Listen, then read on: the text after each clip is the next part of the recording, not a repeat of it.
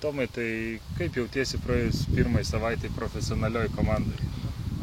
Na, pirmą kartą aš tokioj komandai profesionaliai, taip kad man čia daug įspūdžių su nauja komanda, su profesionalais, dar nei kart nedirbęs, tik su mėgėjais. Na, įspūdžiai geri kol kas, treniruojamės ir tiek. Ar labai skiriasi visas pasirengimas nuo to, kokį tu turėjai anksčiau, tai yra, taip pačiai net regionų lygoje, kuri taip pat yra laikoma mėgėjų komanda? Skiriasi stipriai, nes čia profesionalų lyga ir lygis stipriai skiriasi ir treniruočių, ir fiziškai sunkiau, ir tiesiog sunkiau ir tiek.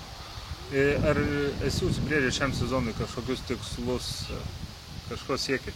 Na, mano pagrindinis tikslas daug treniruotis, tobulėti, o toliau matysim. Viskas nuo trenerių priklauso.